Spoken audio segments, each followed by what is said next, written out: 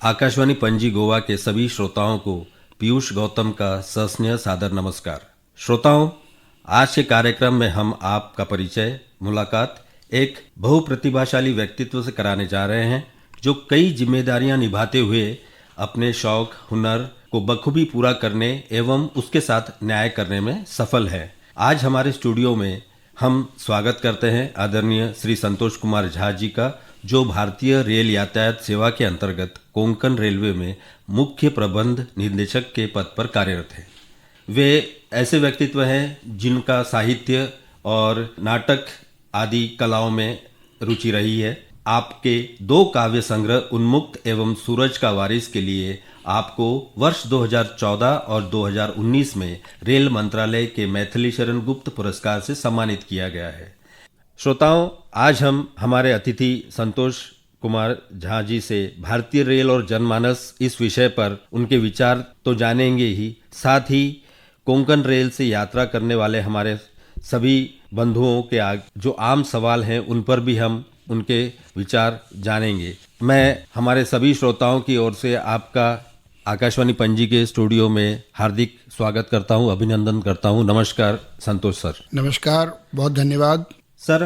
पहला प्रश्न मैं आपसे ये करना चाहूँगा कि भारतीय रेल और जनमानस जो एक विषय हम जिस पर चर्चा करने जा रहे हैं, उसमें जनमानस के जीवन में रेल का महत्व क्या है और इस संबंध में रेल विभाग द्वारा क्या भूमिकाएं निभाई जाती हैं, इस पर आप प्रकाश डालिए। जी, बहुत धन्यवाद। बहुत अच्छा प्रश्न पूछा आपने। भारतीय रेल और जनमानस को अलग नहीं किया जा सकता।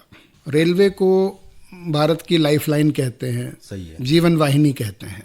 एक छोटा मोटा हिंदुस्तान हर रोज भारतीय रेल में सफ़र करता है, जी, जिसमें सभी जाति, धर्म, भाषा, लिंग, हर प्रकार के लोग एक साथ सफ़र करते हैं जी।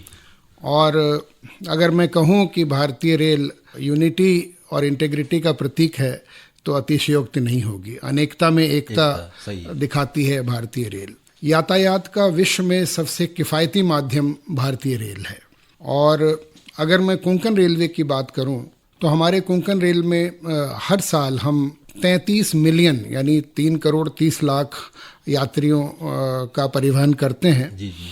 और पिछले वर्ष ये 28 मिलियन था, तो लगभग 3 मिलियन पैसेंजर हमारे यहाँ एक साल में बढ़े हैं। क्योंकि कोंकण रेल न केवल बहुत ही खूबसूरत है, एक तरफ पश्चिमी तट है, महासागर है, और दूसरी तरफ ये सह्याद्री पहाड़ हैं हरित भरित, और पूरे साल यहाँ पर लोग अपने व्यवसाय के लिए, कार्य के लिए और पर्यटन के लिए आते हैं।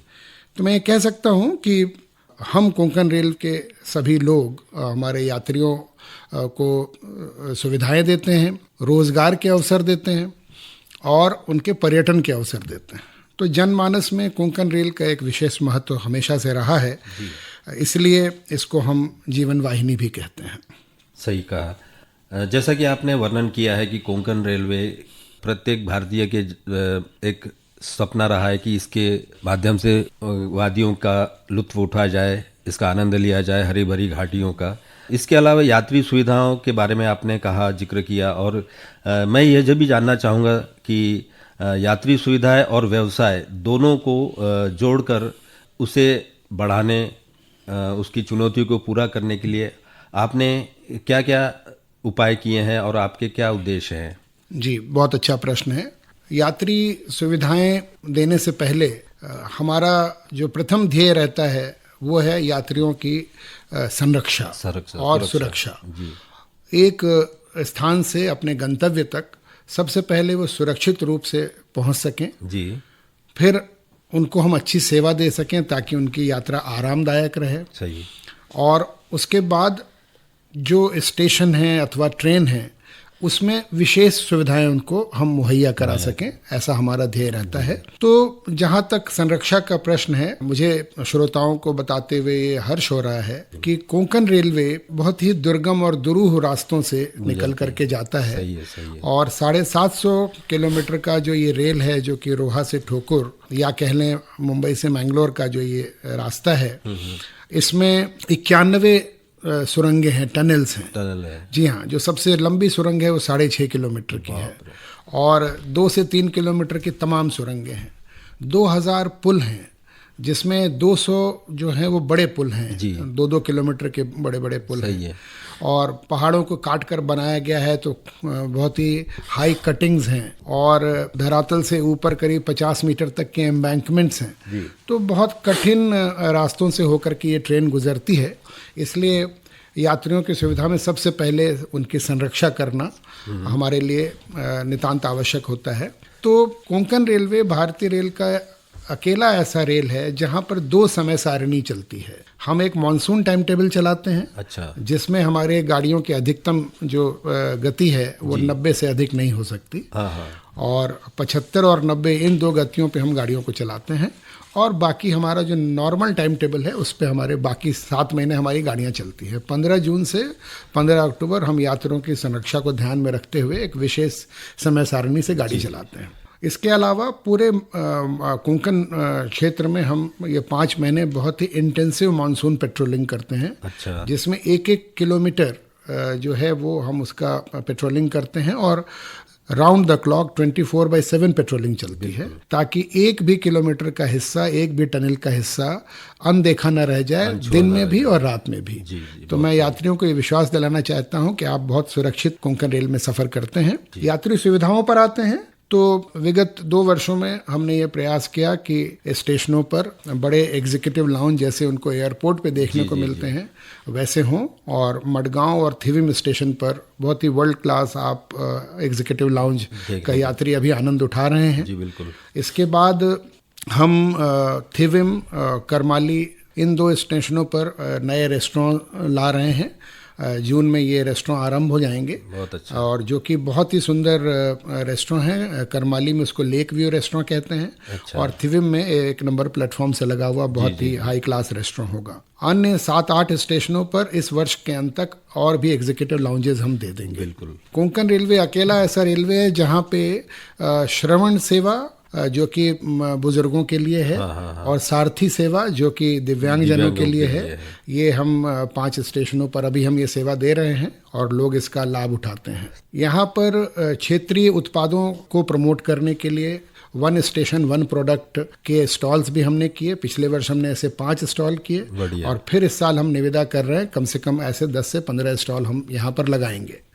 अन्य सुविधाओं में किसी भी टिकट विंडो पर हमने QR कोड लगा दिए हैं, अच्छा, और ताकि आपको कतार में ना खड़ा होना पड़े, और आप आराम से अपने टिकट का भुगतान कर सकें स्कैन करके। आने वाले दिनों में हम automatic ticket vending machine Konkan railway के 10 प्रमुख स्थानकों पर लगाने वाले हैं। इसके अलावा मडगांव स्टेशन पर शीघ्र आपको एक रेल आर्केड सितंबर तक होगा, जिसमें कि मल्टी क्विजीन रेस्टोरेंट्स होंगे, डिफरेंट ब्रांड्स के फूड कोर्ट्स होंगे, और यहाँ पर एक रेल कोच रेस्टोरेंट हमने आरंभ कर दिया है। इसके अलावा कोंकण रेलवे के बड़े स्टेशनों पर आपको इलेक्ट्रिक व्हीकल चार्जिंग पॉइंट्स मिलेंगे।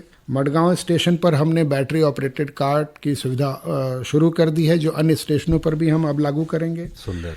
पॉड होटल एक ऐसा कॉन्सेप्ट है जो भारतीय रेल के 3-4 बड़े स्टेशनों पे चल रहा है, और बहुत जल्द हम मडगांव में पॉड होटल की सुविधा का आरंभ करेंगे। फिर इस प्रकार से बहुत सारे foot over bridge, middle level और हाई लेवल प्लेटफॉर्म, और प्लेटफॉर्म के सरफेस इंप्रूवमेंट का बहुत सारा कार्य हम करने जा रहे हैं। आपके प्रश्न का दूसरा भाग था कि हम व्यापार के लिए क्या कर रहे हैं, व्यवसाय के लिए क्या कर रहे हैं। कोंकण रेलवे पर हम व्यवसाय के अब नए आयाम स्थापित कर रहे हैं। सबसे पहले हमने केंद्रीय भंडारण निगम से एक समझौता किया, और उसके तहत 2 लाख स्क्वायर फीट का वेयर हाउस कोंकण रेलवे पर हमने उसको विकसित किया। ठोकुर और उडुपी स्टेशनों पर ये सेवा आरंभ हो गई है, और वेरना में और इंदापुर में इस वर्ष के अंत तक ये सेवा आरंभ हो जाएगी। इसके अलावा कोंकण क्षेत्र में हमने कंटेनर का व्यवसाय शुरू किया, और पिछले 2 वर्षों में ये व्यवसाय काफ़ी बढ़ गया है, और आज की तिथि में मैं आपसे कह सकता हूं कि 30 से 35 कंटेनर ट्रेन्स भरी हुई हर महीने कोंकण रेलवे से चल रही हैं, जो कि आने वाले दिनों में इस साल लगभग उसकी संख्या 2 गुनी हो जाएगी। बहुत बढ़िया। तो हमने 5 बड़े रेल कंटेनर टर्मिनल यहाँ पर स्थापित किए हैं कोंकण क्षेत्र में, जिसमें बाली है, वेरना है, रत्नागिरी है, खेड़ है और ठोकुर है। हमेशा से कोंकण रेलवे सिविल प्रोजेक्ट्स के लिए जाना गया। बिल्कुल। बड़े पुल बनाने हो, टनल्स बनाने हो, हाईवेज बनाने हो, पोर्ट को कनेक्ट करना हो, तो हम करीब 5,000 करोड़ के प्रोजेक्ट जो है वो कर रहे हैं। जी। कोंकण रेलवे इस प्रकार के प्रोजेक्ट्स को भी आगे लेकर के व्यवसाय बढ़ाएगा। कोंकण रेलवे ने अन्य कई देशों में हमारे पड़ोसी देशों में भी रेल की पटरियां बिछाने का कार्य किया होगा। इस समय हमारा नेपाल रेलवे का पूरा परिचालन जी जी जी। और मेंटेनेंस, उसको हम ऑपरेशन एंड मेंटेनेंस कहते हैं, वो हमारे पास है। जी जी। नेपाल रेल में जयनगर से लेकर के बिजलपुरा तक हम ने ट्रेन सप्लाई भी की है उनको। बिल्कुल। और पूरे ट्रेन का परिचालन भी हम करते हैं। और इस बार विदेश मंत्रालय ने पूरे रेल के ट्रैक मेंटेनेंस, सिग्नल मेंटेनेंस का भी कार्य हमको दिया है, तो वो भी हम कर रहे हैं। और कई अन्य देशों में भी अब हम टेंडर में पार्टिसिपेट कर रहे हैं, और इस प्रकार विदेशों में भी कोंकण रेलवे के फुटप्रिंट आपको देखने को मिलेंगे। अभी हमने रेल सुविधाएं, व्यवसाय, इस विषय पर आपके विचार जाने। जैसे हमारे रेल से सफर करने वाले अधिकतम कई बार अकेली महिला यात्री या दिव्यांग बंधु सफर करते हैं, तो उनकी सुरक्षा के लिए क्या रेल द्वारा कोई विशेष उपाय किए गए हैं प्रशासन द्वारा? जी, महिलाओं की सुरक्षा के प्रति हम जागरूक भी हैं और प्रतिबद्ध भी हैं। हमारी कोंकण रेलवे की जो आरपीएफ टीम है, वो लगभग इस फोर्स में 130 लोग हैं, कुछ अधिकारी हैं और बाकी हमारी जो फोर्स है। हम महिलाओं की हर शिकायत जो या तो ट्रेन में या स्टेशन पर है, तुरंत या तो स्टेशन मैनेजर के माध्यम से या टीटी के माध्यम से या हमारे आरपीएफ स्टाफ के माध्यम से पहुंचती है और उस पर त्वरित कार्रवाई होती है। हमारी चलित ट्रेन में एफआईआर लॉन्च करने की भी सुविधा है। इसके अलावा सभी स्टेट पुलिस के साथ हमारा तालमेल है। मडगांव में खास करके हमारा एक कोंकण रेल पुलिस का भी एक बूथ है। जी। पूरे कोंकण रेलवे में आरपीएफ के 6 बड़े पोस्ट हैं और 3 आउट पोस्ट हैं। अच्छा। इसके माध्यम से सूचना तुरंत सिक्योरिटी कंट्रोल तक जाती है और हम महिलाओं को ये सुविधा तुरंत मुहैया कराते हैं। मुझे आपको बताते हुए प्रसन्नता हो रही है कि वर्ष 23-24 में जी। सिर्फ एक ऐसी घटना हुई जिसमें कि एक महिला द्वारा शिकायत दर्ज की गई और उस पर तुरंत कार्रवाई हुई, जिसमें एफआईआर लॉन्च हुआ। लेकिन बहुत सारे केसेस में एफआईआर लॉन्च नहीं होते, लेकिन उनकी शिकायतों का निपटारा तुरंत किया जाता है। इसके अलावा एक ऐप है रेल मदद और एक टेलीफोन नंबर है 139। इस पर हमें सूचना मिलती रहती है और उस पर हम कार्रवाई करते रहते हैं। एक और सूचना मैं अपने श्रोताओं को देना चाहूँगा।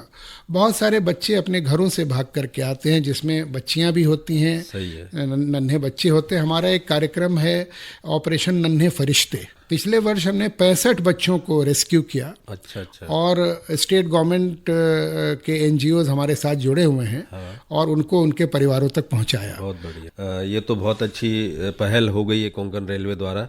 साथ ही एक जानकारी जानना चाहूँगा कि अभी तो जो वंदे भारत गाड़ी चल पड़ी है, उसके प्रति लोगों का कैसा रुझान है? क्या लोग उसके प्रति आकर्षित हैं और उसकी क्या क्या सुविधाएं हैं? हम ये भी आपसे जानना चाहेंगे। वंदे भारत आधुनिक भारत का प्रतिनिधित्व करता है जी। आधुनिक रेल का प्रतिनिधित्व करता है। और 2 वंदे भारत इस समय कोंकण क्षेत्र में, कोंकण रेल में चलती हैं। एक मडगांव मैंगलोर और एक मडगांव मुंबई। जी। मडगांव मुंबई में 100% ऑक्यूपेंसी रहती है, बहुत अधिक लोकप्रिय है। 8 घंटे में आप मुंबई से गोवा का सफ़र कर लेते हैं। इसी प्रकार मुंबई मैंगलोर का सफ़र भी काफ़ी खूबसूरत है, लेकिन इसकी ऑक्यूपेंसी कम है और इस पे अभी हम विचार कर रहे हैं कि किस प्रकार से इसकी टाइमिंग को यात्रियों की सुविधा के अनुसार किया जाए या इसकी यात्रा थोड़ी और आगे तक चला दी जाए, ताकि और भी इसमें लोग आ सकें, लोग उसका फायदा उठा सकें। तो इस समय ये दोनों वंदे भारत कोंकण रेल में चलती हैं और काफ़ी लोकप्रिय है। धन्यवाद सर। आज आप आकाशवाणी पणजी के स्टूडियो में आए, मैं श्रोताओं की ओर से आपका अत्यंत आभारी हूँ। आपके जो समय हमें आपने दिया है उसके लिए मैं आपका तहे दिल से आभार, धन्यवाद ज्ञापित करता हूँ। धन्यवाद। बहुत धन्यवाद इस आमंत्रण के लिए और इस अवसर के लिए। सभी श्रोताओं का पुनः धन्यवाद और मैं इस्तकबाल करता हूँ।